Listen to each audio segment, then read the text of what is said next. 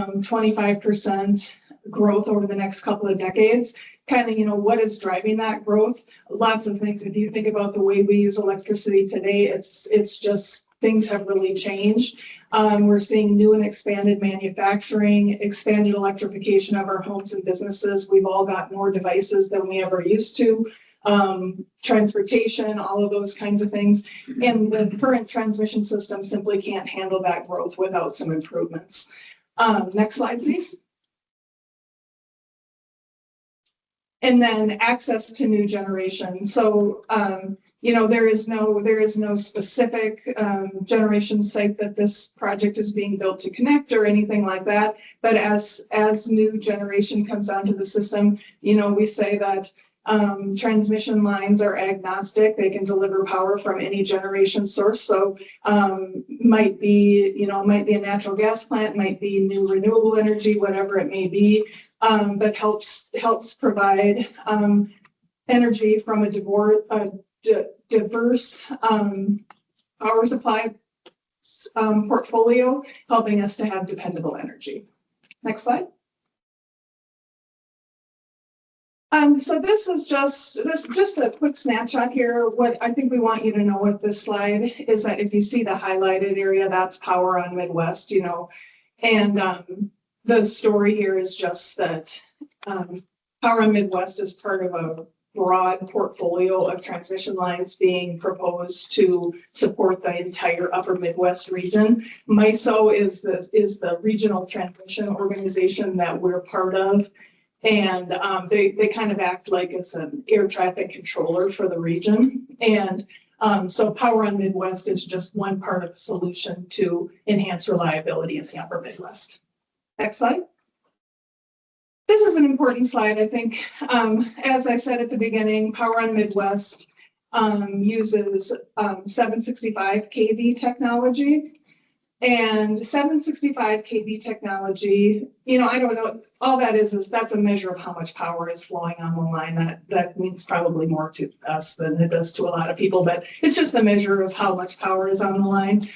And in this case, what that diagram is showing you is that one 765 kV line can carry about as much power as 6 345 kV single circuit lines. So it's just 765 kV technology is really efficient for carrying power over long distances, will really help minimize impact. If you think of if we had to solve the same problem, we would have to build all of those smaller voltage lines, which is what people are more used to seeing, but we would have to just build so many more of them. Just one of these lines can carry about as much power as 6 345. So good for minimizing impact. Next slide. And this is just a snapshot of what the structure will look like. People are more used to seeing what we call monopole structures and these will be lattice structures we chose for several different reasons. One of the reasons is just the weight of the conductors. There'll be several conductors on the line, and so we needed a lattice structure. This will have 4 feet. But they are about the same height as the 345 kV structures would be. And this is just a snapshot of what they'll look like. Next slide. I'll zip through this really quickly. There are 2 major permits that we're required to get before we can construct this line from the Minnesota Public Utilities Commission. We're required to get a certificate of need, which is just like what it sounds like. It examines the need for the project, the size, alternatives to the project, that kind of thing. And we have filed our application with the Minnesota Public Utilities Commission for our certificate of need. And then we are required to get a route permit. And that is, of course, identifies specifically where the line would be sited. Next slide, please. And so I'll just mention one other thing. So we have, like I said, filed our application for our certificate of need, and that regulatory process has begun. The Minnesota Public Utilities Commission held 11 public information meetings in April to gather feedback from the public about what they should study in the environmental impact, or the environmental report and so forth. And then the hearings will be, later this year. Next slide. Oh, I'll just turn it over to you. Sure, that'll be fine. So the route development, as we mentioned, we're just getting into the open houses right now, and I will go over the schedule for nearby locations where we'll be having those over the next couple of weeks. But very similar to the certificate of need, the route development, as we begin with that process, we're going to hold a series of open houses over the next 2 weeks, and then again in the fall time to kind of come back with the information that's been compiled from this first round. And then next year we'll go into the Minnesota PUC portion of the regulatory process. Again, we'll have that scoping meeting next spring would be anticipated, and then the administrative law judge hearing likely in the fall 27. And we go on to the next slide. So this is just a recap of the schedule, condenses it all together with the certificate of need, and then the routing and the PUC hearings. And we would anticipate to file that route permit application for 27, around February. So the actual route development, there are kind of a few different phases of this. If you remember, the original presentation had the defined study area. That was the whole county-wide.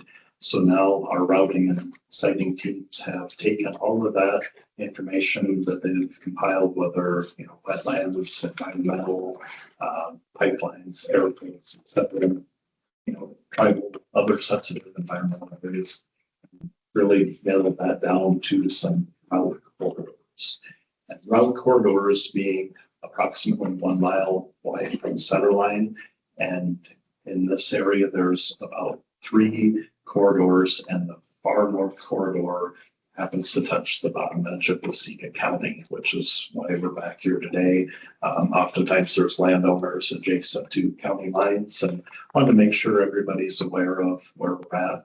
And the route corridors are on poweronmidwest.com. If you're interested, there's an interactive map. You're open to leave feedback there on the website. So then this fall, we'll get into the refined preliminary routes. So kind of narrow them down, taking maybe 3 routes, and we'll get it narrowed up. But again, there's no preferred route at this time. We're still looking for feedback on those feasible corridors. Next slide. And we'll go one more, will be the closest. So June 9th, since the route corridor isn't directly shown in Waseca County, June 10th, shown on number 9, there would be at Wedgewood Cove Golf Course, and Albert Lee would be the nearest meeting. Welcome to jump in if there's other meetings that work better if you'd like to attend. That's our schedule of open houses, and those are on the website as well. Next slide. So route corridors, this gives an overview. As I mentioned, there's approximately 3 routes with some variables on each of the 3 routes. The endpoints, very similar to the MISO map in the teardrop shapes, those are known connection points. So in this area, Lakefield Junction Substation and Pleasant Valley Substation, those are the areas that we know we are connecting into. So the lines have to go to those locations. And as you come across the northern route corridor, you can see is the very top end of Freeborn County and just touches Waseca County there with that corridor. And we can go to the next slide. I think we have a zoomed in version that shows the Lakefield, the Pleasant Valley sections there. And then one more should have the zoomed in view for Waseca County. So if you go down a little bit to there you go. And you can see the corridor just touches the bottom end there, and the shaded gray area would encompass that 1 mile wide. So may or may not be impacted in Waseca County, but the potential's there. So I wanted to share that. And you can go to the next slide. We can take any questions that you have. So where you're putting these lines, are there lines there already? Depends on the location. So as you get further east over towards Rochester, there definitely is. Over towards Lakefield area, there is one section of the corridor where it is existing utilities or transmission lines where it would parallel that. So that's normally part of the Minnesota PUC's criteria. We look at those areas where there is existing utility corridors and see if the opportunities there will parallel. So there's a big line that's south of Wells. Okay. And I didn't, you know, and I didn't know if you'd be adding to that line, and that, I think that's the top blue line that goes across there. It's potential. Potential. Yep, it could be. And the other, like at that middle route, that's kind of the I-90 corridor. And obviously we can't parallel that the entire distance because there's, you know, certain things that we have to go around. I think about elderly specifically, you know, there's an airport there, so it wouldn't be feasible to stay in close proximity to that, avoiding some of the major towns. So how do you deal with the farmers then? As I mean, and landowners, as if you're gonna put in a new, you know, a new line coming through that area, is there land acquisition then, or? Good decision. So everything would be an easement would be all that we would be asking for. And the one slide showed 250-foot wide easement, so 125 on each side of center line. And the landowner maintains full ownership of their land and everything is usable underneath it with the exception of the footprint of the structure itself. But what I'd like to clarify, 12 to 1400 foot spans in between the structures. So in terms of like a quarter section of ground, you're talking either 2 or 3 structures on that. Right. And we try to follow the PUC's routing criteria. So other utility corridors, along paralleling section lines, property lines, roadways, that type of stuff for the routing criteria.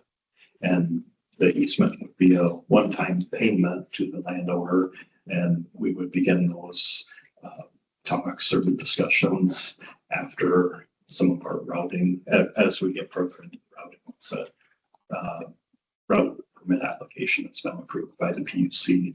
So next year, we'll have to file one single route permit application. And then the PUC is who determines that final route. Thank you. Thank you. So just these, if the landowners don't give you an easement or want to sell, what do you do then? We still continue to try to negotiate in good faith with them. I mean, that's always our goal, to negotiate with landowners successfully. You know, in the event where everything's approved on either side of maybe one single parcel, obviously it has to maintain a relatively straight line. There are other options that from there. Minnesota that does have the statute for by the farm, and that's an option if the occurrences would proceed to that. Otherwise, eminent domain proceedings is an option, but again, only it's the last resort. My other question, I got 2 other questions. One other question is, do we get any spurs off of that to come into Waseca County to help power us? I see it all goes to the metro, that's why. Correct. Not at this time. So you could think of what's there for existing infrastructure, much like the highway system. So you'd have your township roads, county roads, state highways, and then it would all feed into Interstate 90. And this would be much like Interstate 90. So there'd be limited on and off ramps for this particular line. It's really tying in at those major substation points because the grid as it is today is indirectly tied into many of those major substation points. And then we would just be connecting this 765 kilovolt line at those substations. My last question, then, just kind of back in the mid-80s, there was a line that went across central Minnesota, and there was a lot of protesting and damage that was done to that line. Do you anticipate that occurred any protests against? Nothing specifically. There is some real, I would say, flagged interest at each one of our public meetings we've had. Groups that are really staying in tune with the process and any updates. I haven't heard of anything major at this point.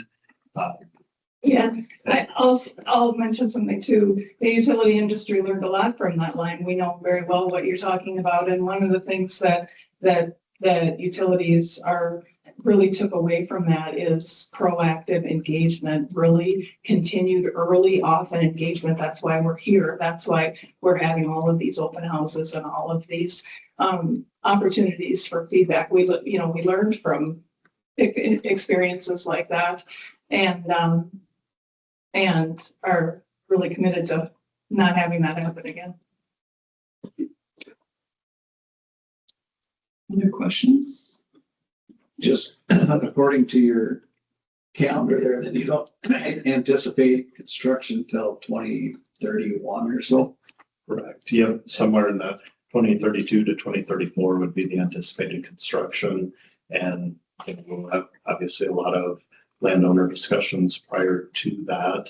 And it just by the time we wrap up the regulatory, because once we get to the point of the route permit application and that approval process, so we wouldn't anticipate that till sometime in 2028. And that's really when we would start looking into landowner negotiations and talking further with that. Long process. It is, but with good reason. And the other thing I forgot to mention on the routing, residences of farms are one of our major concerns that we want to be mindful of too.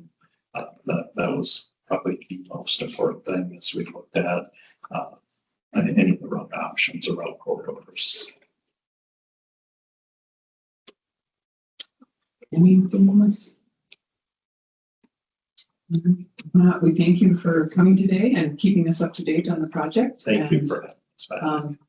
Even though it just kind of touches Waseca County, we do have interest and we want to set ourselves up for growth here. So Excellent. we know we need power. We'll touch base with you again after the series of open houses and Excellent. kind of let you know this fall when that schedule comes out too. And maybe have more information to share at that time if you're interested in having us back. Okay, perfect. Thank you. Thank you. Thanks so much for being here.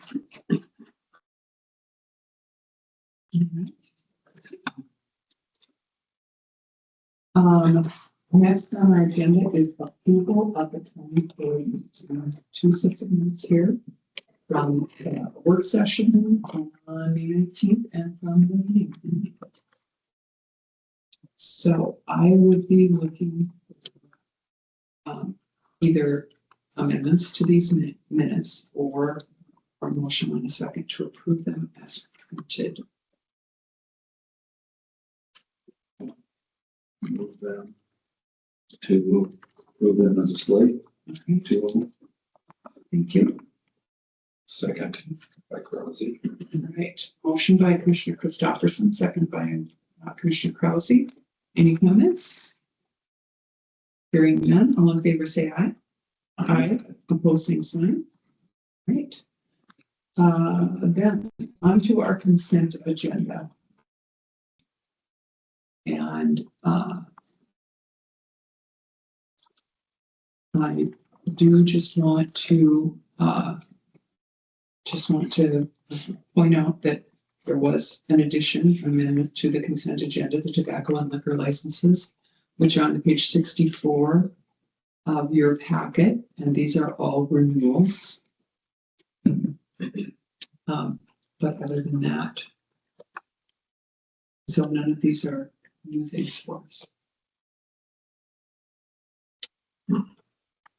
All right, and then I would be looking for a motion and a second for the consent agenda. Motion to approve the consent agenda. Okay. Second by Milbrad. Motion by Commissioner Krause, second by Commissioner Milbreth. Any discussion or concerns? Hearing none, all in favor say aye. Aye. Opposed, same sign. All right. Then on to our action items. Action item A is appointment of Waseca County Community Corrections Advisory. Good morning, Commissioners. Welcome, sir. Thank you. With our transition to the Community Corrections Act, one statutory requirement is a formal recognition by the board of the Community Corrections Advisory Board members. We had a advisory board before. We didn't have to have any formal appointment by the board. There's statutory requirements with that this time around. So the recommendation request today is to appoint the board members, which are listed on the RBA. There are some, as I noted, statutory requirements such as law enforcement, prosecution, the bench, education, corrections, layperson, social services, and I believe the minority, which we have one of our board members or community member meets two of those requirements on there. So those are some statutory requirements. So would recommend approval of the members of the Waseca County Community Corrections Advisory Board. I would note two things. Number one, as you could note on there, the terms are all the same. As a board, we will talk about, staggering those terms. Some it just makes sense, I think, in the future. That being said, probably most of the board members may be a little longer term. They can serve more than one term, but we will stagger those terms out, so we don't have them all up at one time. And then in the future, likely this could just be a consent agenda item, I would imagine. Going forward, it just being the first one, it makes sense to come in front and present to the board. And then we will be coming back probably in the next month or two with the bylaws. We just have some minor changes to the bylaws that we have to at our next meeting. Along with that, we do have the comprehensive plan that the board will be approving at our next meeting that we need to present to the state. And then at that point, we would bring it to the county board for approval at this level as well. So Thank you for that bylaws and that. I was wondering about that, so you anticipated my question. Let's start with a motion in a second so we can move into discussion. I'll make that motion. Thank you. Commissioner Mildred, Second by Crosby. second by Commissioner Krause. All right, any discussion or questions for John? So the bylaws will address term limits or no term limits? Or... the term limits, which was, as we had on there, I think last time, was a 2-year term limit. And that's the statutory minimum, I think, was the 2-year term limit. So we did identify that. And then I think at one of our future meetings, we talked about staggering those term limits at that point, I think, yes.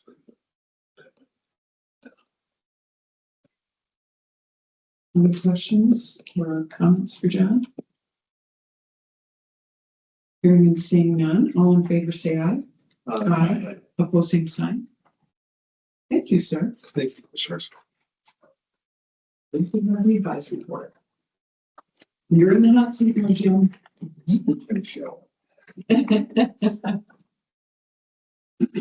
Contract 812506. No more acceptance and payment. Yeah, good morning. I have a series of project closeouts and file payments here for you to consider. Most of them are from last year. The first one here is the Highlands Road that was reconstructed under an LRIP grant awarded to the city of Waseca and Woodville Township during previous grant solicitation. $1.5 million was awarded to that project. Mueller Brothers was awarded that contract last April and worked in June and completed the road and opened it traffic back in last September. The only thing was with the dry fall, we were waiting for turf to establish, and that'll be kind of a common theme for most of my projects here that were constructed last year, is waiting for adequate turf establishment to take hold. Which it has now, and including some additional shoulder work performed this spring under a change order.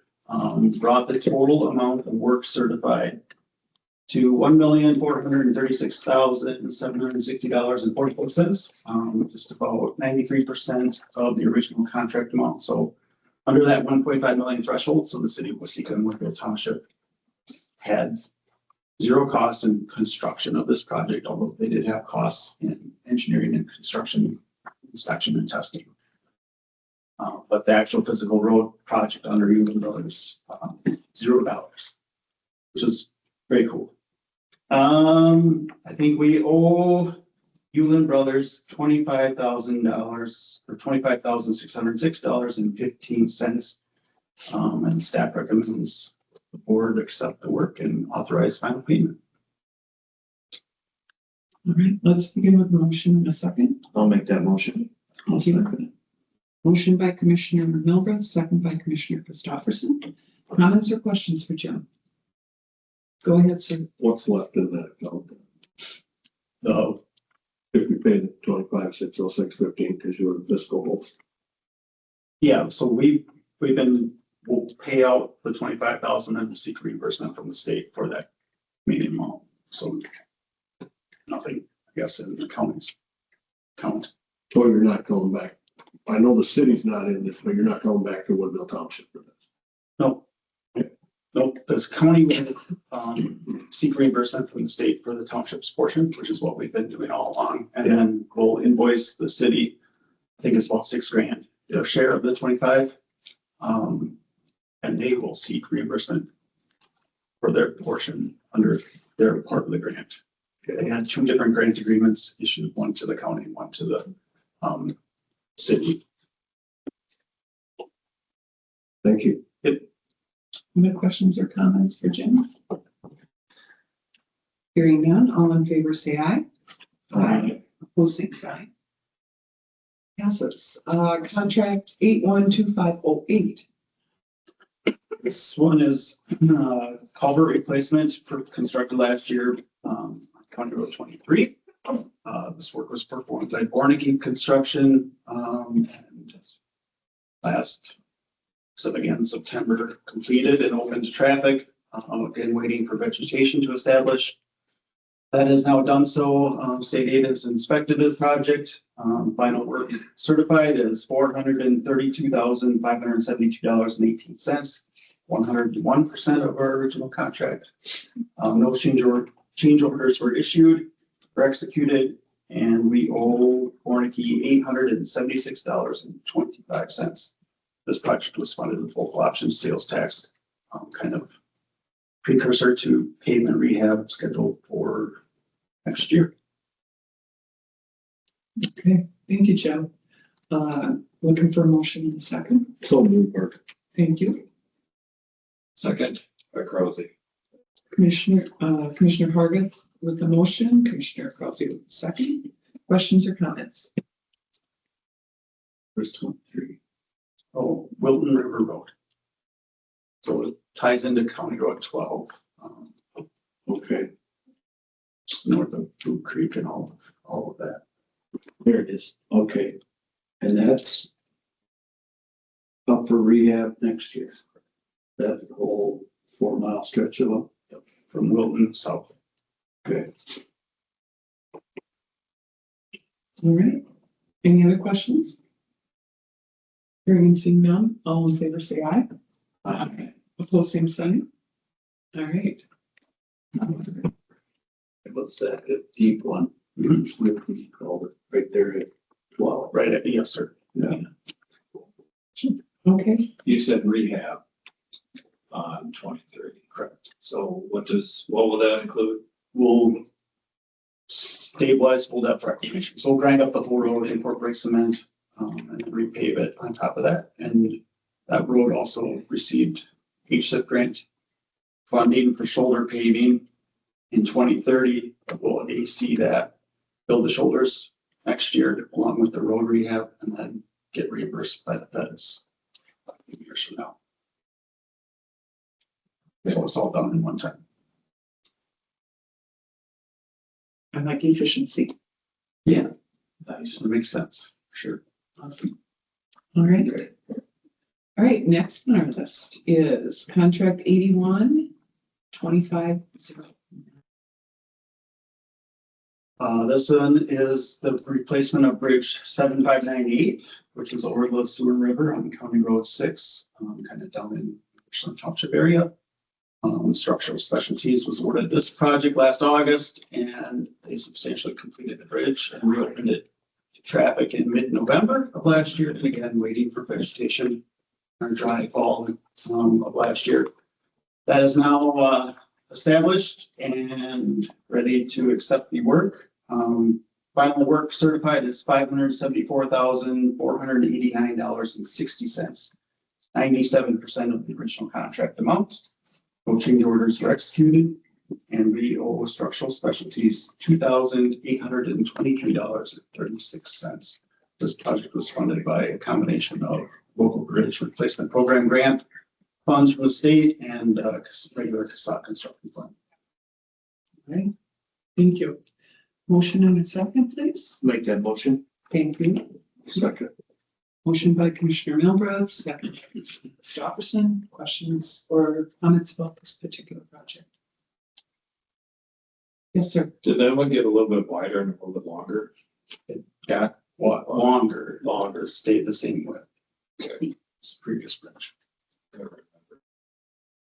was one of our timber substructures. Pilings. Was that the last one? Oh, no. No, how many more is there? Two, Two? we're getting down there, The one on 54. and Boot Creek on 12. And then Boot Creek's gonna get done when?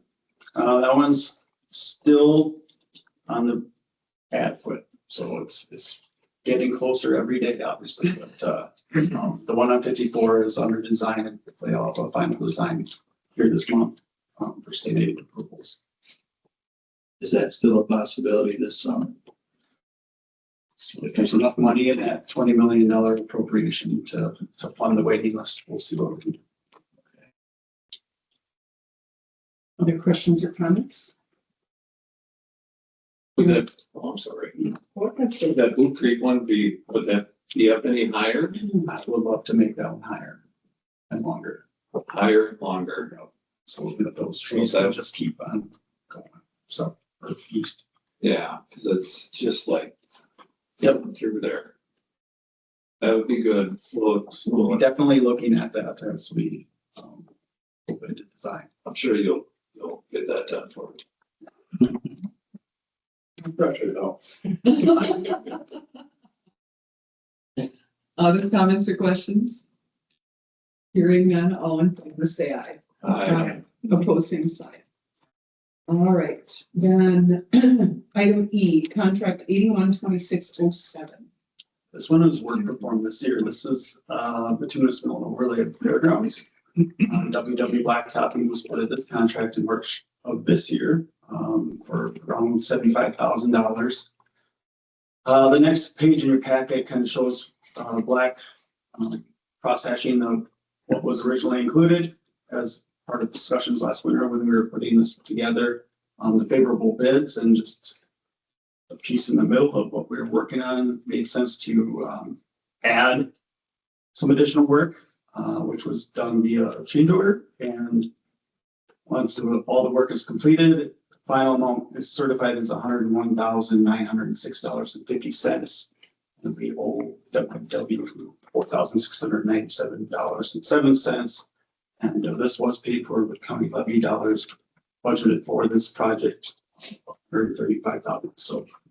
So still under the budgeted amount, even with that additional work add.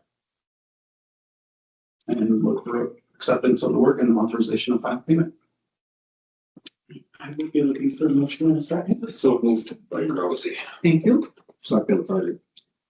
Motion by Commissioner Krause, second by Commissioner Harvest. Questions or comments? Sir. Madam Chair. By the office, the fair office there on the west side, it looks like there's an orange marking and it doesn't look as smooth as the rest of that. There's like an orange box there. I guess I'm sorry, painted on the blacktop like it needs. Was that a spot we maybe did? There was a few duck ponds that we did some corrective work on. I'm not sure if that was a spot that, I just went by through there yesterday and it was that way. That's why I'm and asking. that I do not know, and we have just orange paint, so I don't know what it would be. I think it was orange. That should be so from the first. Okay, and it might be, and that's why I'm just curious. It just didn't look as need as the rest Sure. of the. I said, not sure. What's the repair that we added? Is that in this amount? That is correct. All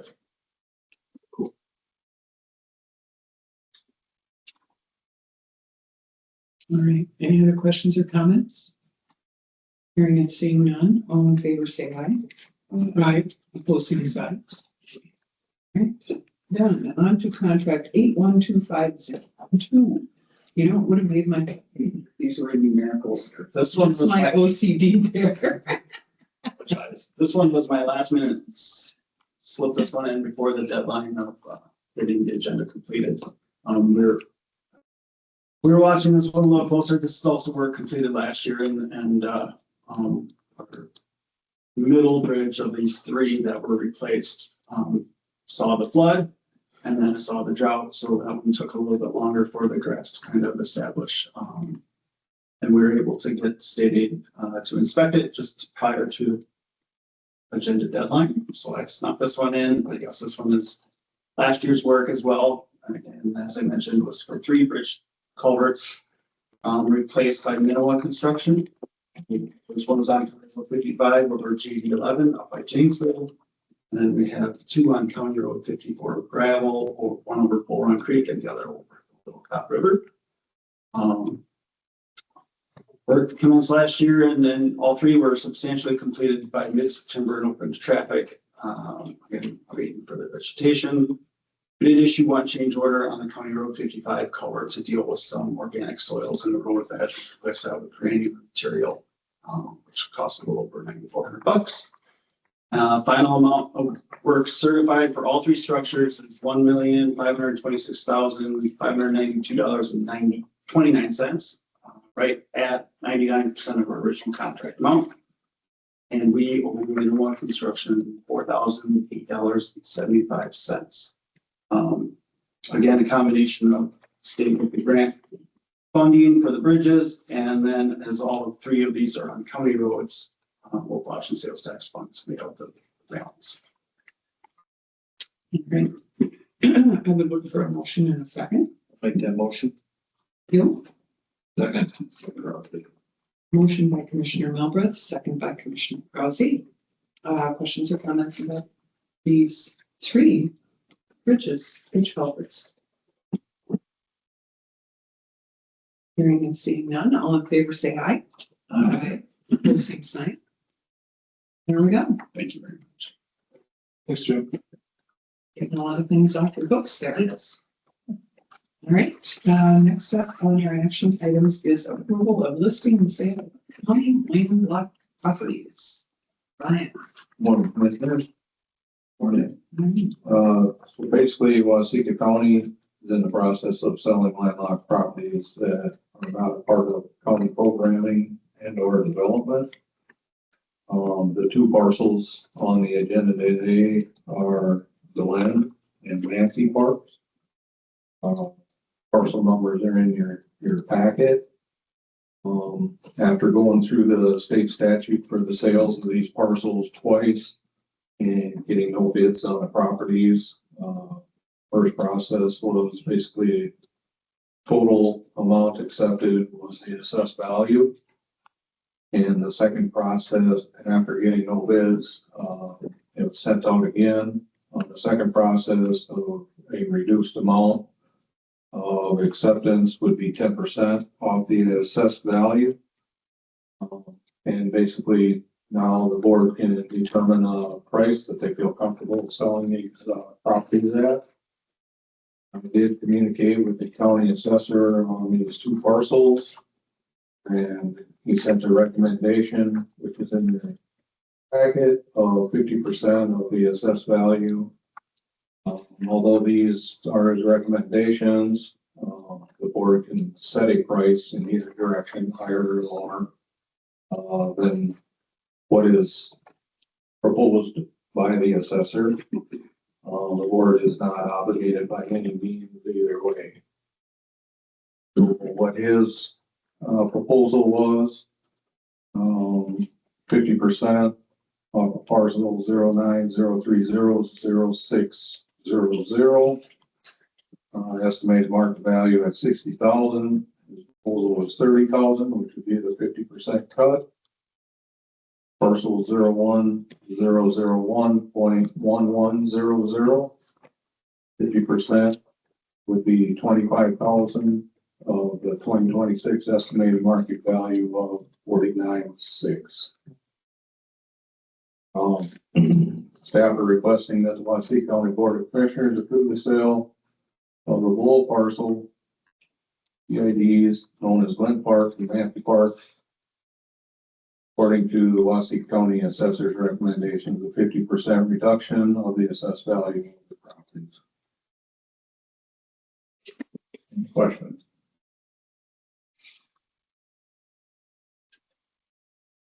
No, I'm just. See what anybody wanted, I'm sorry.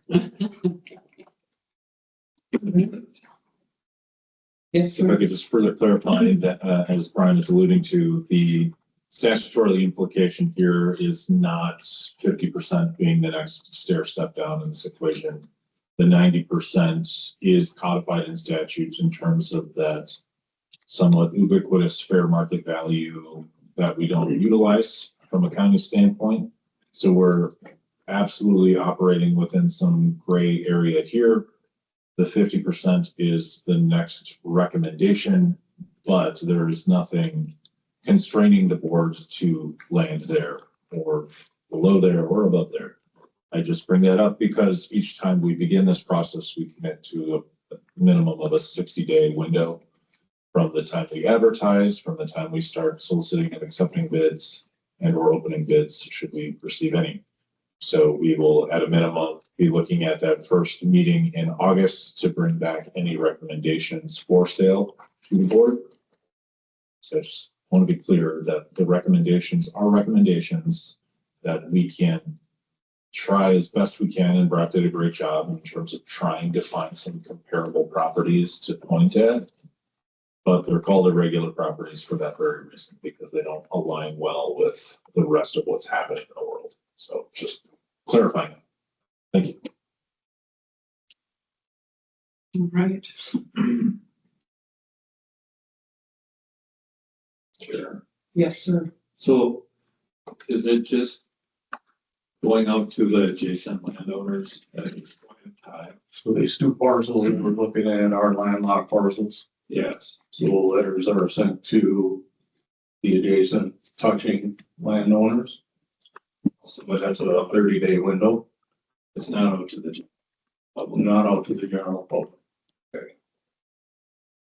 And have had calls on these properties and look further into it. Do I feel 50% we can get them sold for? With the phone calls? Possibly. Sure. So this, I believe this is the Glen one. Rectangle. Yep. What, besides price, has there been some adjustments to the government on it, or ability to what they can do with that property? Yeah, so there have been some questions on the Glen property, which was, that one right there, questions as to if we purchase it, are we able to build on it? Actually, both properties. Will I have access to it? If this person buys it, can I purchase it from that person? It all comes down to easements, which I'm really not that familiar with. But it would have to go, my answer to them was you'd have to basically go chat with planning and zoning and find out the information of the easement and how that process would go. So basically a landowner was to purchase Glen property and then grant an easement to somebody else. That would all go through planning and zoning, and the paperwork drew up, and whatever's involved with that. There's Kind of nothing like- limiting them to doing that then? That property there can be built on. Nothing that the county is imposing upon a potential purchaser, no. Right. It is incumbent upon them to get legal access to the property, however they do so, in communicating with the adjacent owners. And then it would have to go through our normal channels as far as if they wanted to develop that. Yes, correct, absolutely. There's nothing restricting them from how many buildable lots. There's, other than the county or ordinance. Other than the established There's industry nothing standards, yes. special on this parcel.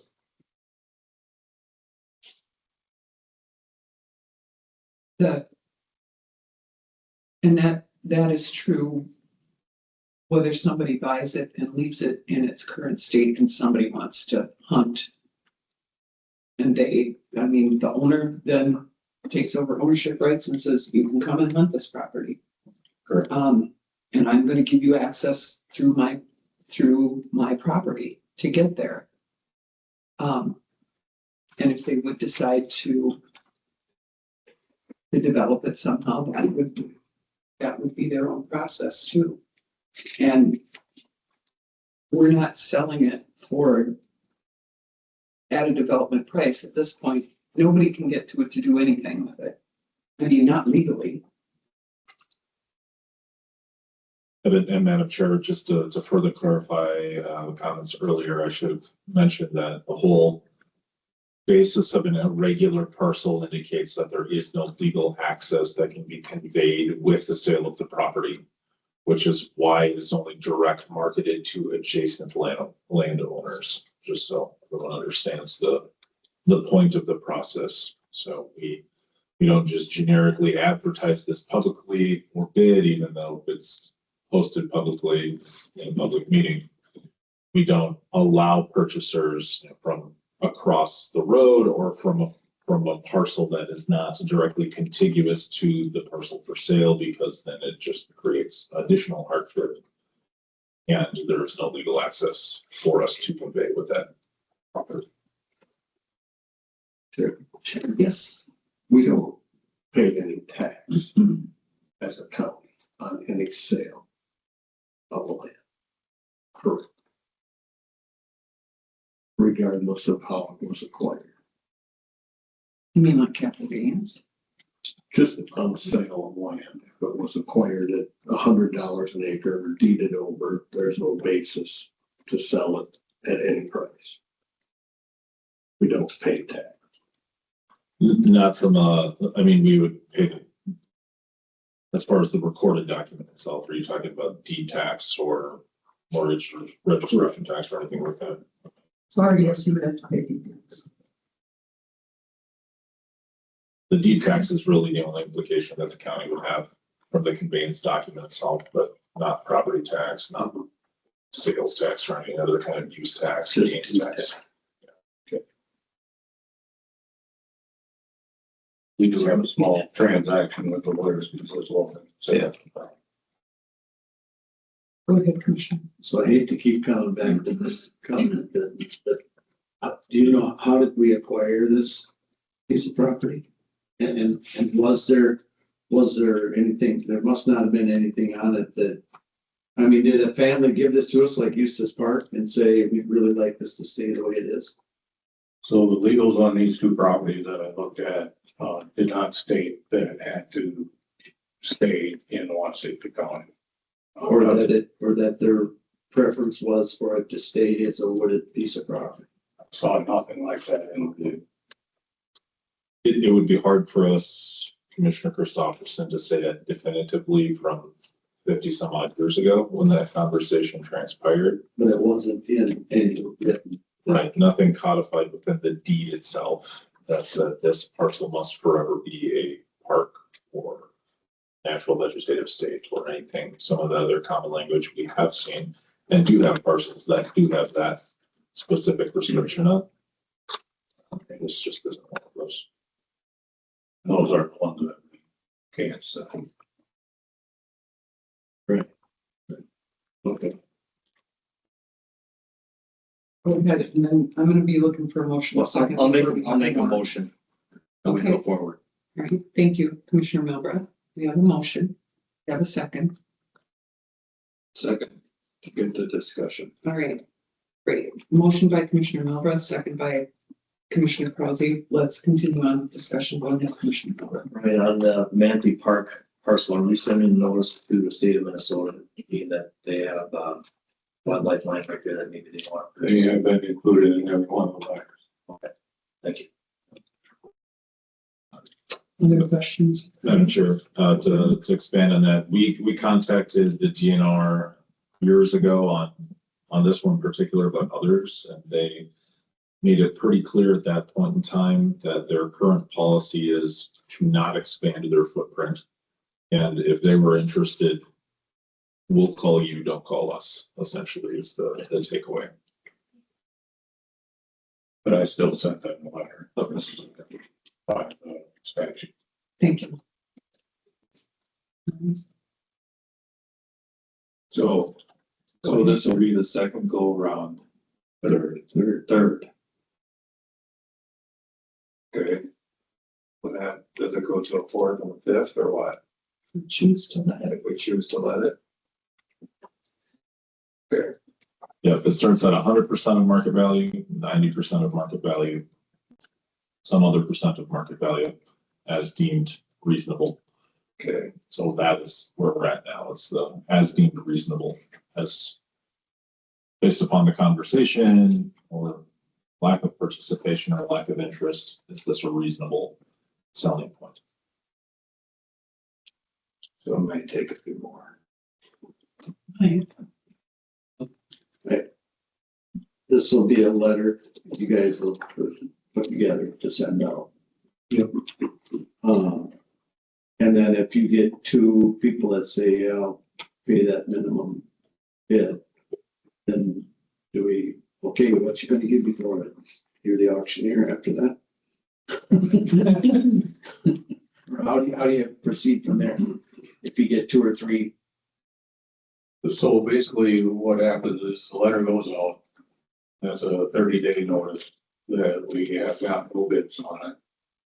On whatever the board approves for a minimum bid will be on this letter at that time. Okay. After 30 days of that letter, then I send out the bidding packets. Each individual gets them bidding packets, and then it is a closed bid. And if a closed bid comes in, if there's only one, that's what it goes for. Two or three, highest bidder gets it. then and if they're tied, you notify them and say, try again, you know? We would probably have to have another closed bid, correct? I guess I don't know. I can't answer that directly. It's not first come, first. We'd have to look at that. Right. Not first come, first served, no. Yeah, I guess I'll probably go along with this, but I'd like it to be notified that this is the county's last go around to this and not indicate that we're gonna keep lowering it. You know, if it's gonna get down where nobody wants it, then let's just keep it and not get down to giving it away. So Madam Chair, we do have the option after this is advertised to have it for sale over the counter. So we don't have to continuously send letters to people. Somebody may read this initially and say, I don't want to pay $30,000 for this, and then 4 months later change their mind. Especially if it's an adjacent owner of this and somebody approaches them and says, I'd really like to develop that property and put a home site in it. You know, maybe I'm interested in this property. So once we go through this process to set the prices to this price point, those price points are good. Whether it's a day from now or past that advertisement period or a year from now. We always have the option to sell it over the counter once that official notification has been done. Okay. So while I'm talking, I guess to further clarify, we did have this one stipulation about combination. We will go away from that from the most recent conversations we've had. part of the effort and the logic of that was to remove irregular parcels from being possible. So part of the initial stipulation was that if you buy this successful bidder, you have to combine it with an adjacent parcel, then we don't have a regular parcel. But knowing the uniqueness and the characteristics of this and somebody potentially wanting to develop for a home site in the future, we won't require that. We'll leave that up to the individual to figure out the access piece, whatever that may look like. And I think that would be my concern. If I was a contiguous landowner, at what point do you not purchase that to keep the door knockers from saying, want access to this piece of land that I'm thinking about buying? So there's some ramifications with that. There are, yeah. But ultimately, it's only offered to the folks immediately surrounding, and then if it does get developed, it's up to that property owner to provide access to that parcel. That's what I'm saying. But Yeah. are they thinking that like that? To say, I don't want this, but if I don't do this and someone else purchases, they're gonna be knocking on my door wanting Well- access to it. But they can't purchase it unless they're a surrounding landowner. Right, but you're still, if it's opened up to non-contiguous. It's not, I don't think it can be. It won't be. No. Not But for someone else to come in, knowing this, saying, hey, I'd like to develop this through your land.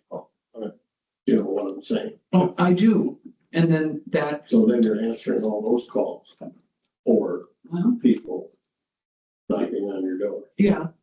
But as a real property owner, I think most of us have experienced somebody comes knocking and this is what I'd like, and that's part of being a property owner, and you learn to either entertain those calls or say, quit bothering me. I think it's clear enough that this needs to become part of it either needs to become part of a surrounding property, or it needs to have access if somebody else is gonna own it. Somebody who isn't contiguous. And somebody that is contiguous would have to provide them access. We have two questions. On the Manthe property, do we have an easement into that park right now through the state land? We have easements and, basically all of them. We wanted to get in there, we could. Have we? No. Is there documentation that shows that we have these easements? Yes. In the league.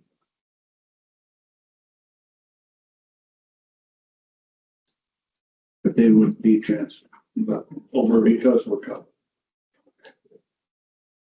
Then my other question on the Manthe property, if no one purchases it, just give it to the state, and say, here you go.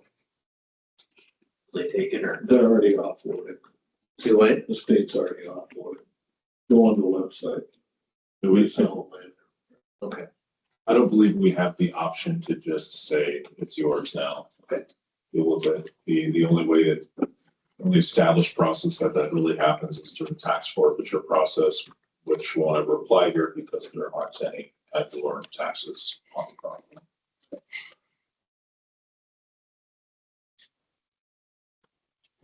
And as far as my side, these are the last two that are on.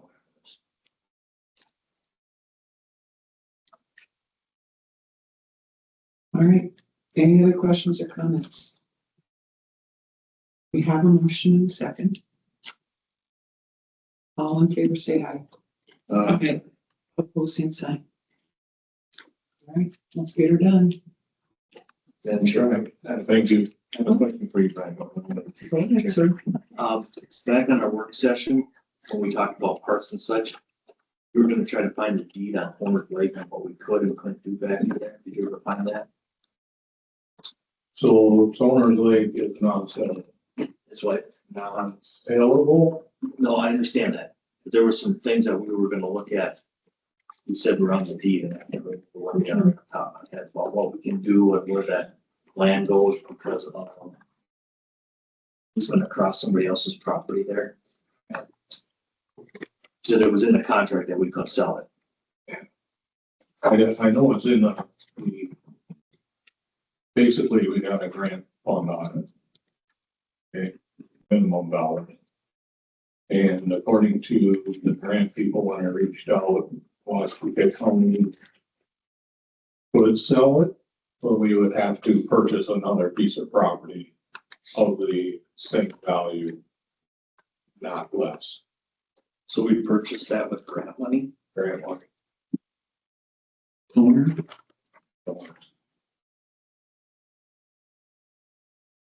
Not when I was here, Yeah, I was gonna say, years ago. That's what I'm saying, it's not, so. It can be sold, but the county would have to buy another property of equal value. Or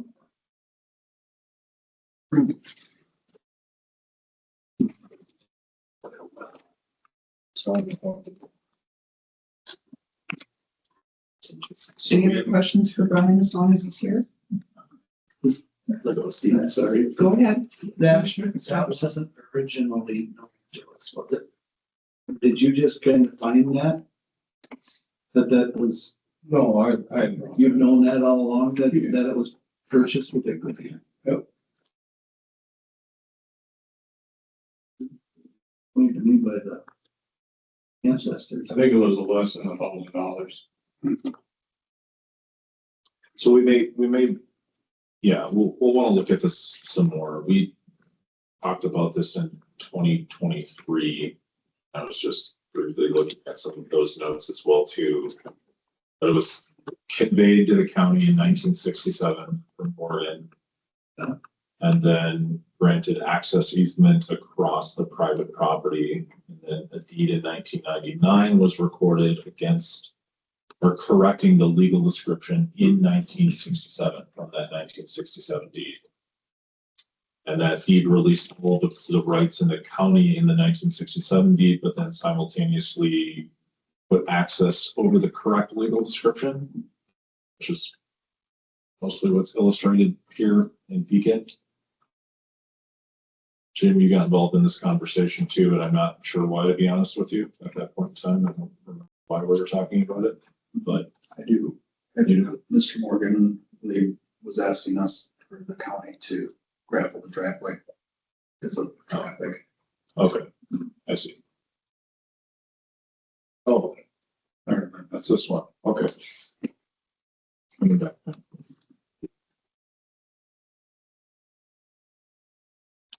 Another puzzle. So where did the $1,000 grant come into play? I have no idea. I don't really have a comment on that piece at the moment, because I'm not entirely sure. I can get The that origins for information. I that. have it on my paper. Okay, In the all office. right. No, and I don't not believe you, but that's new to me. I hadn't heard that. And maybe I had heard it, but through. But I've gotten, the Morgans have shown interest in the property if that becomes one that's saleable. Yeah, and I've been in multiple conversations with him. Okay, So, all right. Thank you. Right. And it was originally a Morgan. it was according to the Keith's uncle. Okay, right, yeah, right. Who I think is next door. Other, yeah. I think it's a little more interesting.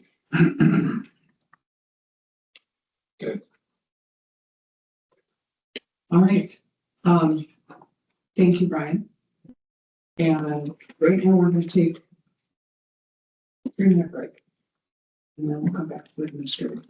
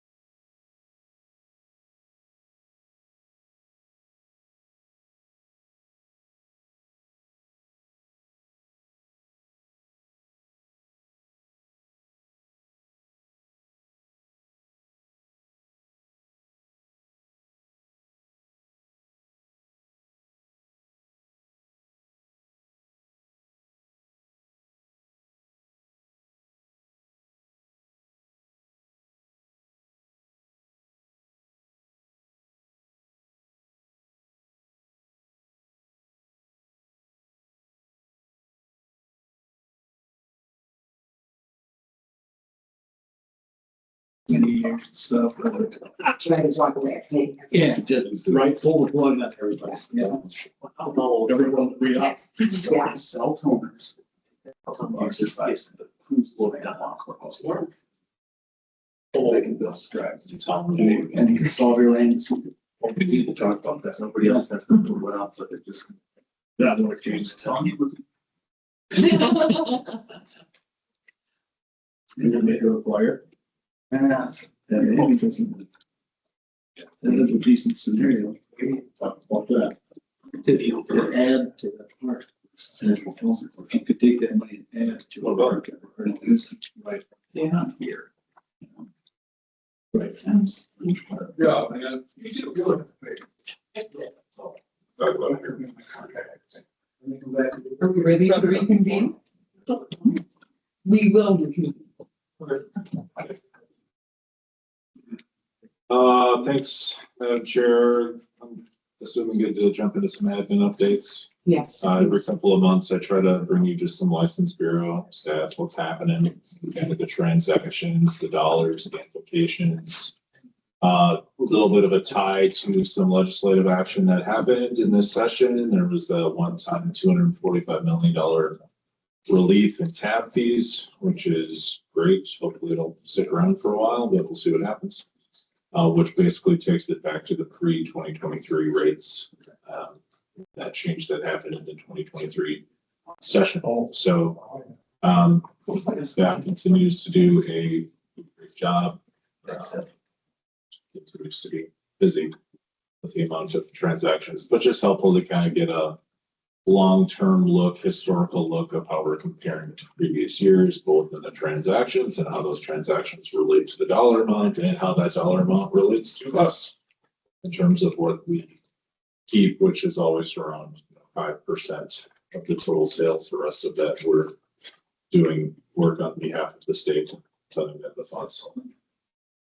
Because we're nice. So, and I guess because we're told to. That's more relevant. Just quick update there, let you know what's happening. Happy to continue to share those with you if you'd like. And last week I got the, sorry, were there any questions on that? Should I ask? Would you please share those, the spreadsheet, the Yeah. list with us? Absolutely. Thanks.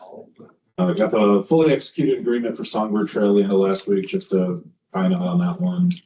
So City of Albert Lee and Freeborn County both signed off on the agreement. They yourselves did from a couple of weeks ago. So good first step in moving that conversation forward, making us eligible to receive funding as we will continue to pursue some competitive funding on the Songbird Trail. So just want to mention that.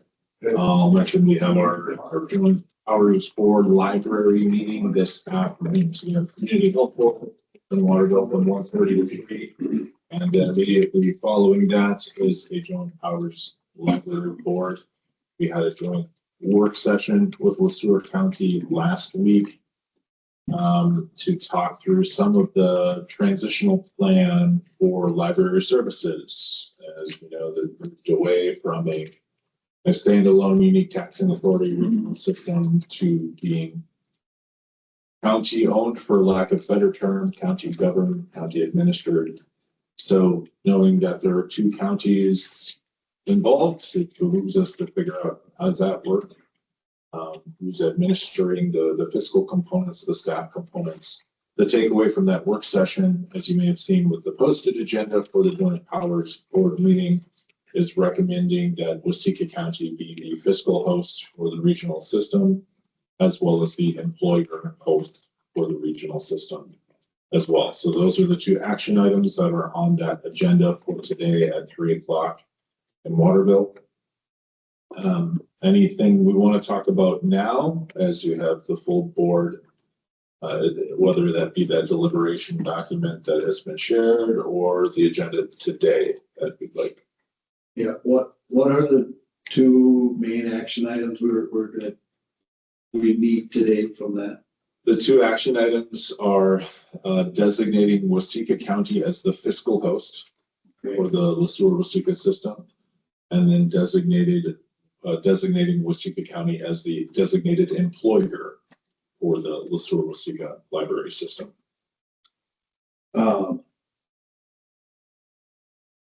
So is it, I mean, we've already got a joint powers agreement in place. That needs to be updated. It needs to be updated. But, I mean, are we gonna? I thought one of the action items would be, do we wanna do this? But I suppose that is tied into if we're gonna be the fiscal host. If we don't want, we gotta have agreement across the board that this is the right direction to even go. There's just so many variables across the state on how much a county is spending on libraries, but it has a lot to do with how big a city they have in their county that'll help with that. You look at the sewer, you know, they don't have any large cities, so they don't have a lot of help, right? Don't you agree with that? You know, they don't get a lot of city. They have no help, municipal support, no. right, other than, But that isn't even a municipality, that's a nonprofit that, yeah. oh, yeah, So one of them yes. is a nonprofit. Yeah, there is a couple buildings, but. Yeah. Anyway, it does seem like both with sewer and Waseca are paying a larger amount than a lot of other counties of like size. Yes, and Madam Chair, you can certainly cut me off if I go down rabbit holes you don't want me to go down. But But, make sure we're prepared for today's conversation, so please go down the rabbit hole. okay, thanks. And to your point, Commissioner Christopherson, there's a million different ways we could take this conversation, and all of them are relevant. You know, none of them are time wasted. They're important to the overall decision-making process of, and coming to the conclusion of, does this make sense? Does this make sense fiscally? Does this make sense operationally, philosophically, et cetera? And all of those are good questions, and all of them are questions that are approached and answered very differently across county borders. To your point as well, you know, we have 9 counties in the Traverse des Sioux system, of which Waseca County, of course, is one. Stewart County is one. All of those individual counties, even under the same state designated regional library system, operate very differently, are supported very differently, and are funded very differently. This first column here, highlighted as it says up here, is the DOE minimum support. So every single year, every county receives a letter that says, here is your state mandated minimum level of support for library services within your county. So really, as it reads in Waseca County, you can see that we are mandated to fund $362,246 on library services every single year, no questions asked. That's a decision that's been made for you since 2012, when that statute was codified and frozen for all time until some other subsequent legislative action happens, if it happens. But how that formula worked was literally taking what monies were funding library services at that point of time in that locality, in that county, freezing it and saying, this is your minimum level of support going forward. Why that matters is because when this statute happened, there was municipal support happening as well. City of Waseca, some other cities were paying into library services, levying for library services. That number is factored in to the 362,000. Then that stopped. So now the county is bearing the brunt of that. Where the disparity happens, of course, is because you then have agricultural owners that are far removed from library services that would argue, and likely rightly so, they don't have the same level of benefit as someone living in the city right down the street from those library services. We don't want to pay for them. They don't have the option here. Statutorily, they don't have that option or luxury. So then we take it a step further and like, here's minimum support. What's the actual amount we're paying? That's the next column over, the 540.78. That is part of that joint powers agreement and how that formula is designated with a 60-40 split between Stewart County and Waseca County. So LeSueur County is even more disparate in terms of a minimum support of 273 versus the actual dollars of 841,000. So it's not insignificant. It's a large dollar amount. It's a large levy percentage amount even for both counties in that conversation. And you look, even breaking that down at a per capita basis, and LeSueur is far and above anyone else in this response study that we got on that scale. So what's the solution? Good question. But part of the solution is the conversation happening today. And it isn't a holistic one, meaning that we need a starting point. We need a 2027 solution. And we need something in place that lays that out for staff, for the library services themselves, and just for the operational component. How are we doing this? How are we budgeting for it? And then how are we transparently communicating that out to, here's the number that it costs us to facilitate libraries. There's 5 libraries in LeSueur. There's 4 in Waseca, one of which is a mini. So the services look different. As Commissioner Christopherson stated, there's no large cities in LeSueur, but there's several medium-sized cities. The LeSueur library in of itself is pretty busy. Montgomery library is pretty busy. The Waseca library is very busy.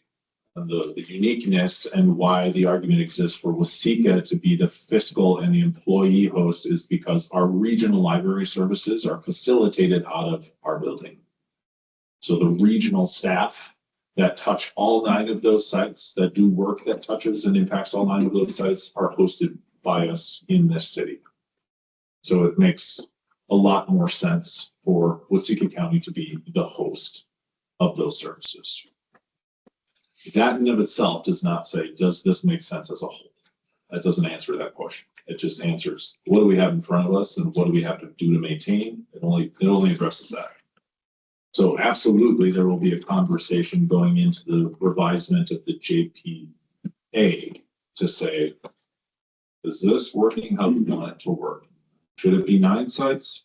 Should it be 3 sites in each county? Should each county independently figure this out on their own? There are advantages and disadvantages to that. And we had a meeting with myself, Joe Martin, the LeSueur County Administrator, Stacy Lineman, our library director, had a meeting with Travis Sioux leadership to understand kind of the cost implications to dispel some of that very question. If we split up, what's the impact?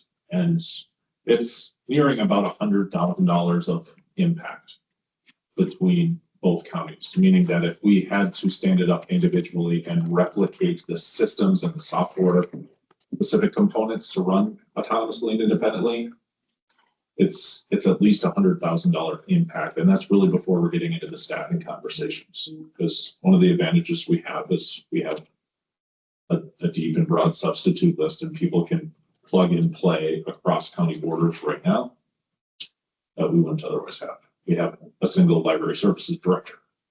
We have the individuals that, again, statutorily have to have a certain level of degree and or expertise level that we can utilize across both county borders instead of hiring them individually and separately. So there are savings, but it's also a significant investment in and of itself. So I'm not steering away from that at all. And as you look at some of the other counties, it's all over the place for what the minimum risk support is versus the actual support. And largely that is due to the municipal support or relationship that happens. Right. Yeah, you look at Freeborn County, you know, that's 1.22 per capita, but I suppose they get a lot of police support with their system. Yeah, Nicollet County being another one in the TDS system. Brown County being another. I mean, Nicollet County is spending $120,000 as a county for a large county, a lot of people, a lot of services, but St. Peter is completely autonomous. Huge library, but the city's fully funding it. Brown County, the same thing. The city of New Ulm, the city is fully funding it, fully staffing it. Some of these other counties, the cities contribute the building and they don't talk about anything else. They're not writing a check, they're not levying. Other counties, total opposite, where the city is staffing or supplementing the dollars because they want to extend hours or extend services. So no two counties quite literally are the same with how this is being done. No two cities are perfect. Well, it helps me, this per capita number, it doesn't look like Waseca is. If anything, if I was in the sewer county, I'd be scratching my head, because they're really paying a lot per capita for the size county they are. We seem to be about in the average, or even maybe a little better than that. Can you said that? So you're 16th in the per capita category there too. You just sort of bifurcated. Yeah, if you could send that whole thing to us, that'd be great. So Yes, sir. before 2012, how was it? It changed in 2012, and I think the county board had something to do with it. If I remember right. If it was 12 or 14. The county board didn't have anything to do with the law change. Not with the law change, but There was decisions on the local side of things about the city's support. Yes, that happened a couple of years after the law change. So the law change, the law itself, if we were to pull up the statute, has a pretty elaborate formula of here's how you arrive at the level of support. It's still there, but it's also irrelevant because the number is the number and it's not changing, and it hasn't changed. The number was calculated originally following some factors of tax capacity, population, all similar metrics that we were used to seeing in several other places where the state funds aid. But it's not really a problem, it's just how it works. So the regional library system, the state designates a regional library system, of which TDS is one. So TDS receives funding from the state. We also then pay in a fee, a membership fee cost for services to TDS. So in those optics, it feels like you're paying twice, but in reality, we're paying. Well, in reality, we are, if you want to look at it that way. But what we're paying TDS now is for those other software service fees and support fees and delivery fees and all of those other functions. They're real costs that they are realizing. It's not we're just paying a user fee. We're paying for the actual costs of services rendered. so I suppose maybe I should have asked this question. I suppose it is a lot like the public school where you can't level playing field as far as usage. Between like metro. Yeah, between city and rural. I mean, pay into the public school system, pay into the library.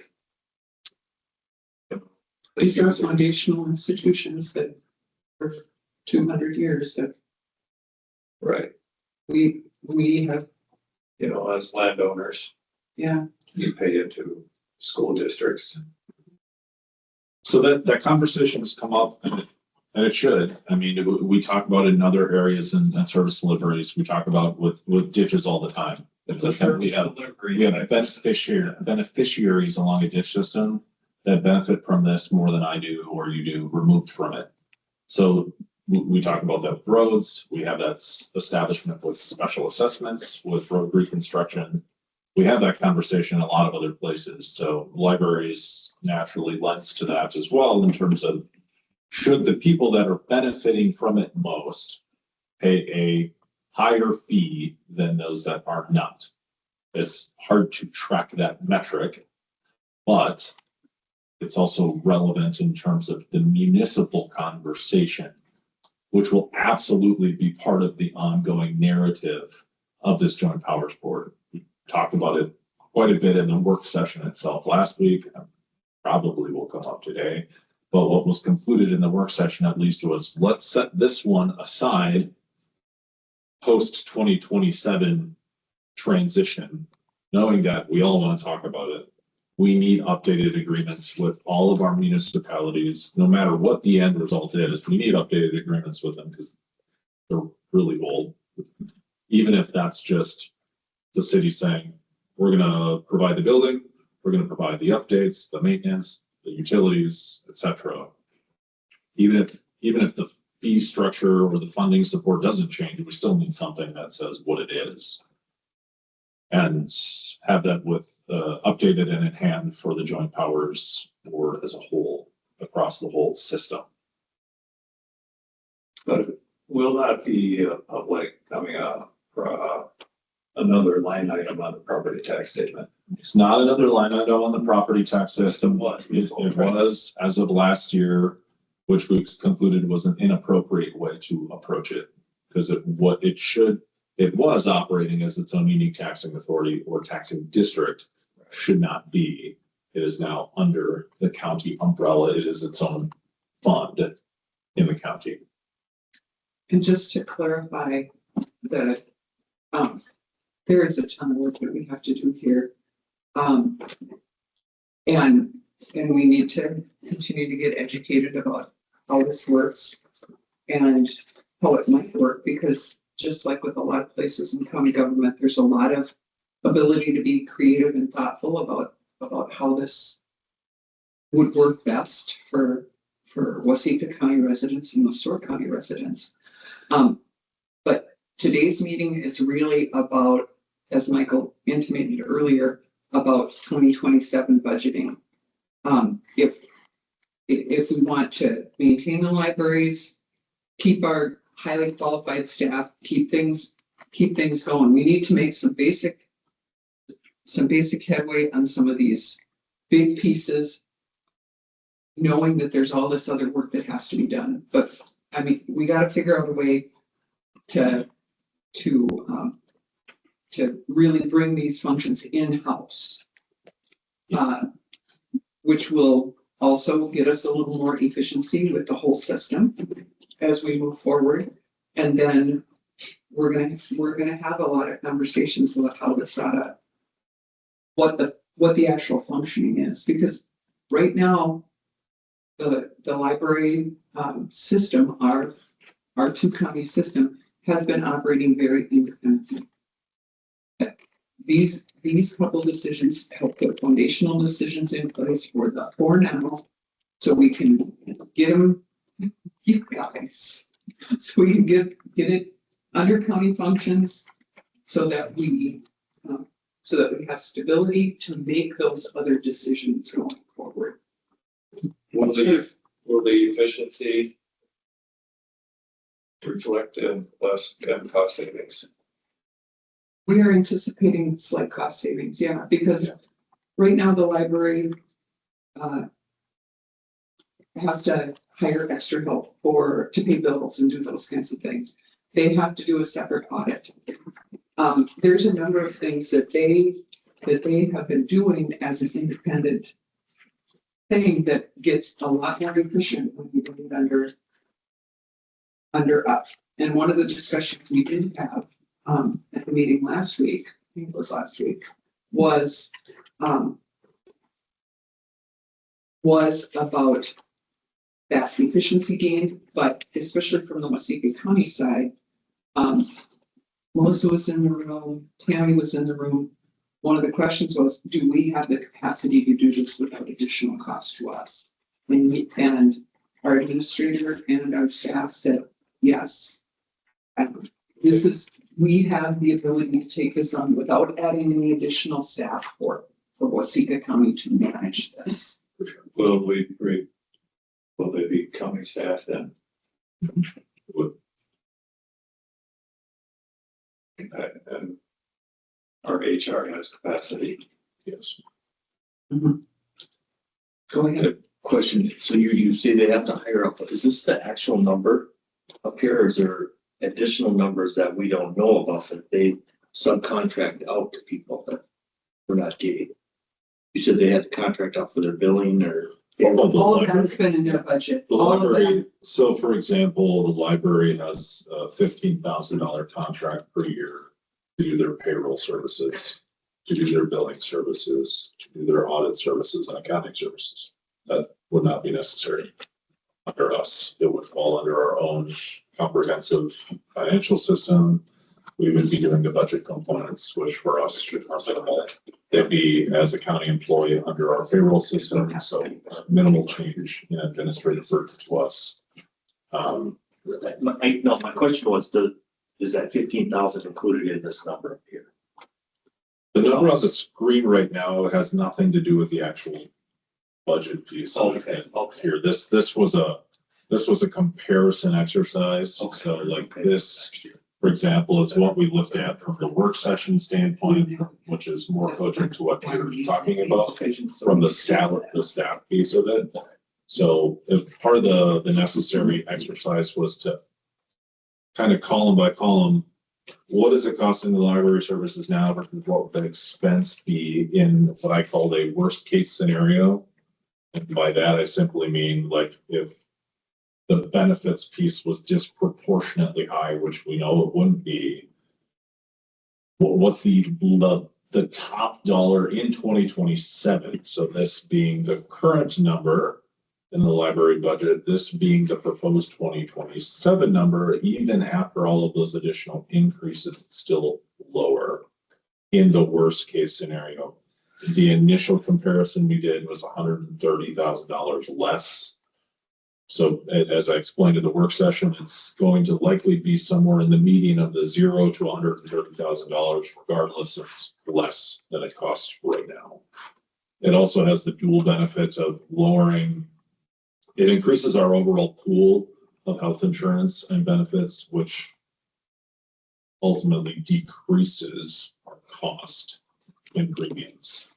As our group gets bigger, the risk is less spread out. yeah, just to be really clear,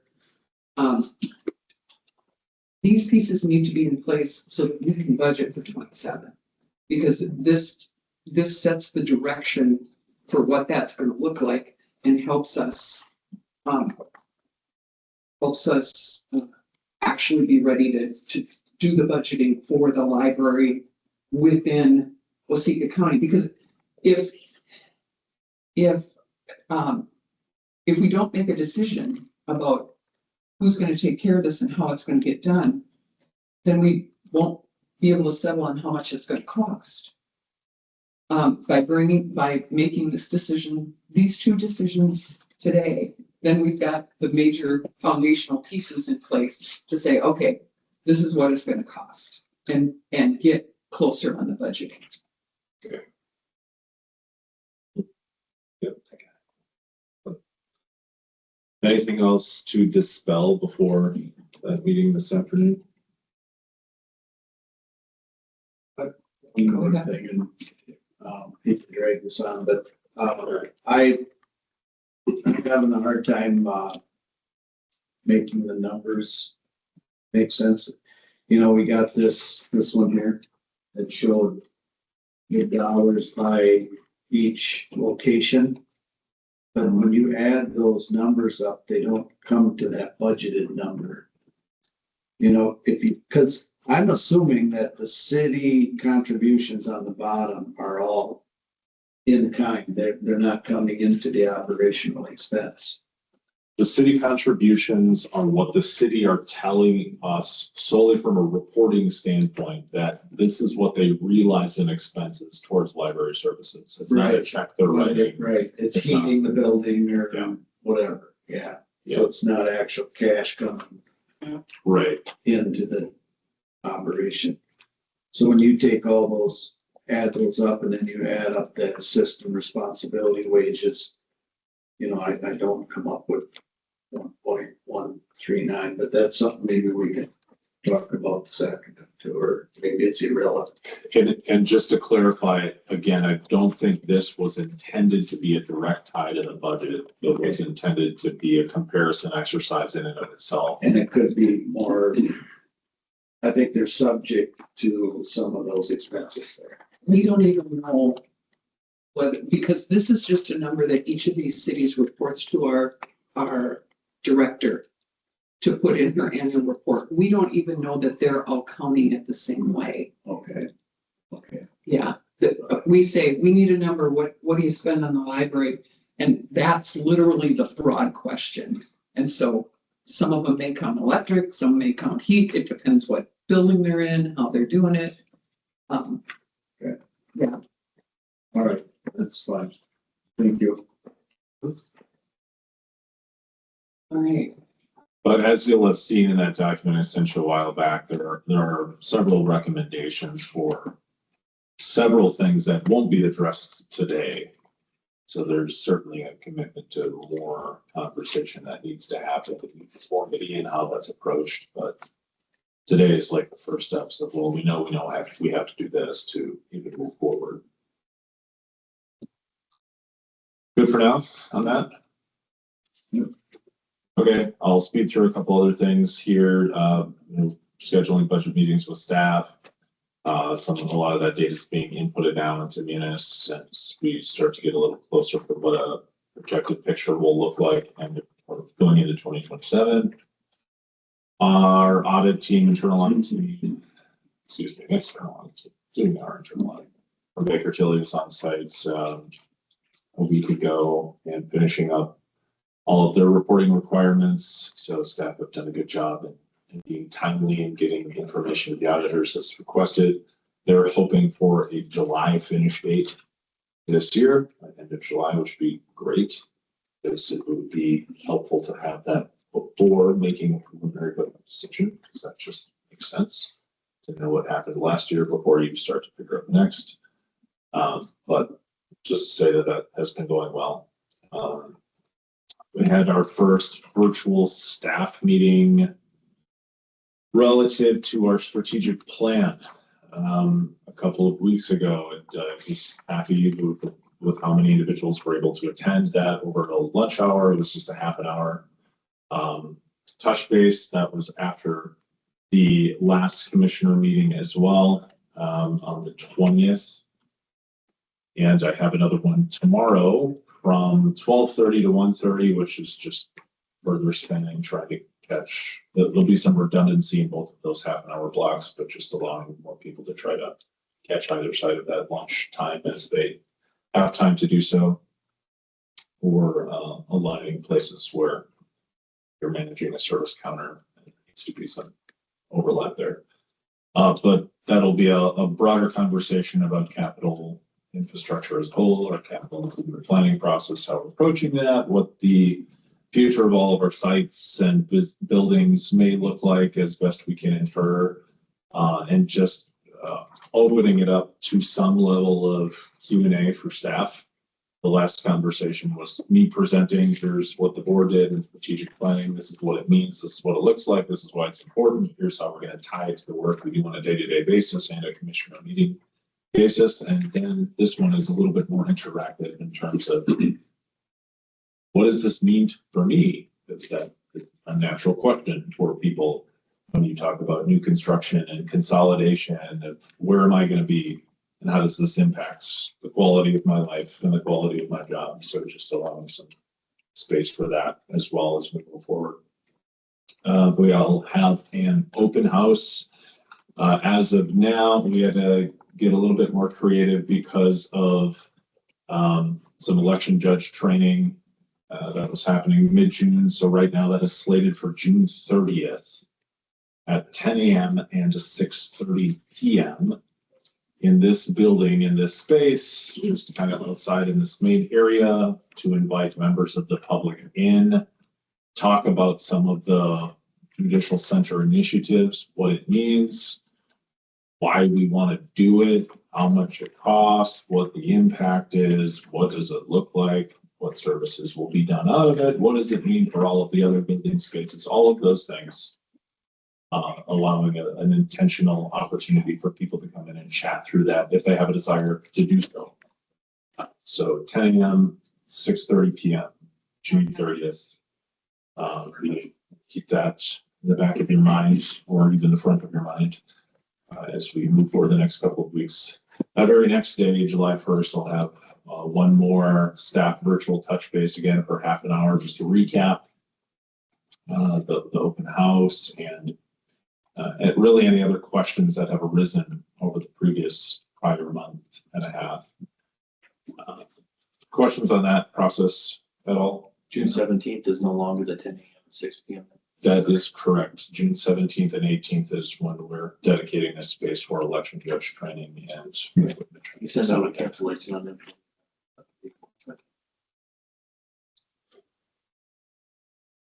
Good question.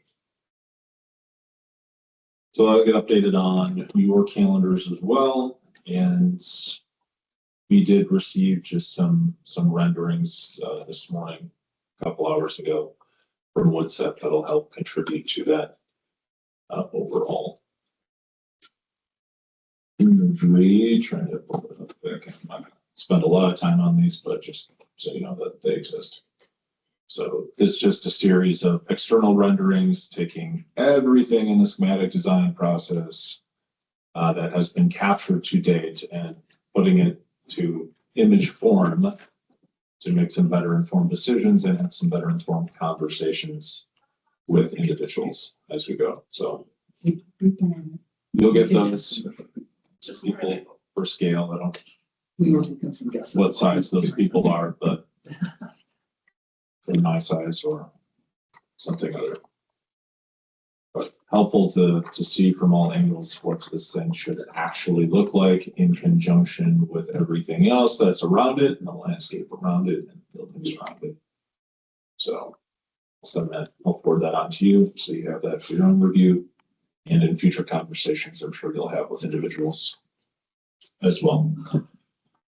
Had some good staff training, on height fight training. Matt Moss from Dodge County was willing to come and facilitate that for our staff a week and a half ago, which was great. Good participation. Commissioner Malter tried to tackle me throughout that. I had several tennis balls thrown at me, which was great. It's awesome, great fun. Yeah. Going through those various run, hide, fight sequences, what they may look like in a space. So it was helpful. I was selected as the perpetrator, yeah, the bad guy. So. And he didn't know that he was the administrator when he picked it. Which was perfect. Those right. So the one element of that, yes, was I was in this room, walked into that room, and had about 35 tennis balls thrown at me. A distraction. It was distracting. Test for that. So I could. But regardless, it was well attended, and it led to several subsequent conversations within space. And the sheriff was kind enough to walk through the community services building a few days later with some staff as well, just to assure and affirm either some of the best practices we do have and look for possible improvements where necessary as well. So good conversations. I can skip the rest of that. I think that's all. Anything else for me? Andros? All right, Good. Otherwise, I think you got some HR updates. we do. HR updates, we've only got one 5 or 0 anniversary, and that would be Jim Kohler, 5 years as our public works director and engineer. Yeah. We've got a lot of folks ranging from 36 years down to 1 year. And I think the dichotomy is very interesting. You know, half the list is 5 years and less. And there's quite a gap between, you know, the next 5 and then the top 2. Thanks, Sheriff. But that is kind of the direction our workforce is going. It's turning over. Thanks to all the folks on this list for their service to the county.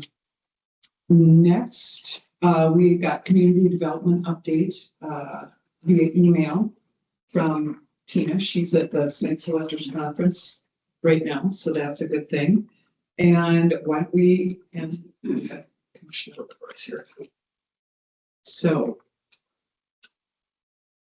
Commissioner Hargan, I see you got your calendar out. Why don't you Yeah. tell us what you, May 19th or May 19th, yes, that was our Okay. last meeting. Wednesday, the 20th, 12 p.m. Law enforcement appreciation with our esteemed sheriff was there and one of the Waseca Police Department, Tim Schrader.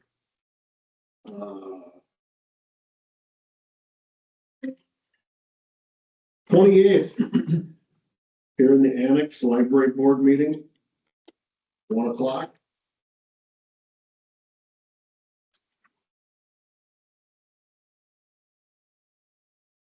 Brings us to this morning.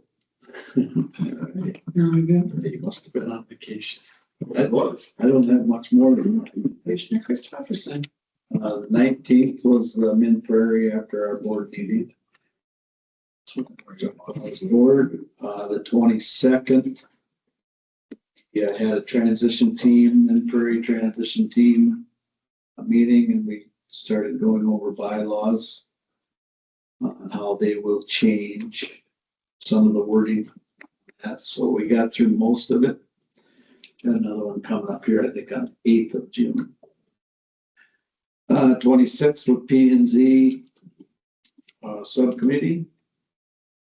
28th, we had a CD 27 pre-construction meeting in here. Pretty uneventful. And then I came back at 1 o'clock for that library discussion. That brings us to today. Commissioner Krause. The 20th of May was 8:30 EDA meeting in the morning. Then on the 26th, in Z. And then I did some farming in between that time and today. That's good. There's a lot of spraying getting done. Weather was very nice. Has been very nice. Commissioner Milbrook.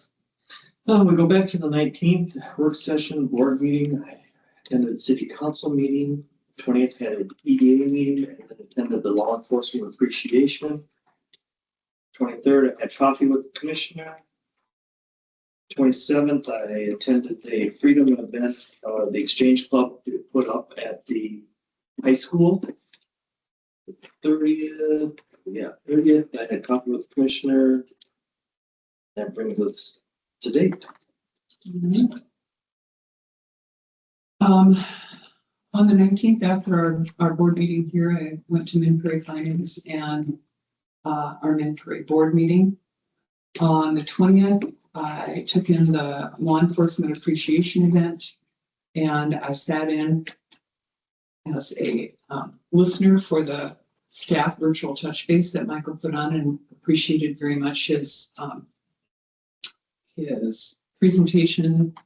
It was clear. Staff got a good comprehensive view of the strategic plan and kind of where we're going. After that, I headed over to North Mankato for an HRA board meeting. And then on the 21st, I just stopped and signed some things. I went to that active assailant training, which was very good. Staff was very engaged for a number of reasons, but also it did cause them to walk away and look at their space and think about how they might be more safe or less safe in their space, and good and necessary conversation happened there. Then in the afternoon, I had a data modernization work group with Shaq. On the 22nd,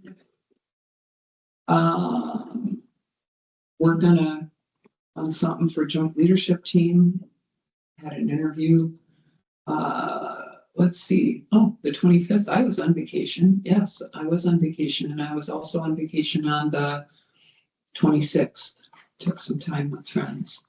On the 27th, I was at the Freedom Shrine dedication at high school, which was very well done. 28th. I was doing grandma, so I missed the CD 27 pre-construction. I'm glad that it was quiet. And Yeah, there was just two owners. okay. Then I attended the joint work session on the library services and met with some elected women. 29th was just kind of prep for this week, as was over the weekend. Yesterday, I went out to the FCI Correctional Workers Memorial.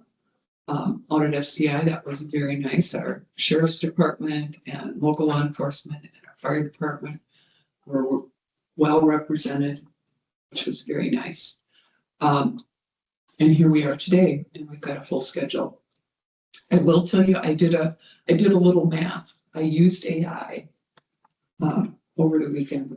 And I fed the data that I keep about meetings, because I keep a spreadsheet on what I'm going to so that I can do my stuff.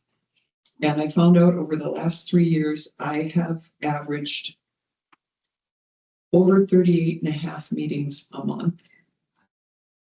And there's usually 20 to 22 days a month that are business days. And I had meetings on 18 and a half of those days. So it was interesting to look at part-time county commissioner does. And yeah, it was interesting stuff. So, and we got a full day today. So thank you all for your work. And unless there is anything that anybody else has got, So one question. go ahead, sir. Ask you about the HRA meeting, that does everything look like it's gonna fall into place to where that will be liquidated on July 1st? We are hoping so. There's still a lot of questions that we don't know. We have another meeting scheduled. Yes, we do. The lease is an ongoing question that we don't totally have settled. Also the furnishings, what do we do with the furnishings? Because those belong to the HSA. Okay. It appears the agencies that are taking over the service are all set to go. We're waiting on HUD, and then we have particularly the lease, and what do we do with the stuff? Okay, so that's good. At least that part is ready to be taken over. So that could be able to. Yes. All So right. that's kind of what's going on. Anything else? Then if not, I would look for a motion to adjourn. So moved. Motion by Commissioner Christopherson, Second. second by Commissioner Krause. All in favor, say aye. Aye. Opposed, same sign. I think anybody would be opposed. We are adjourned. Thank you all.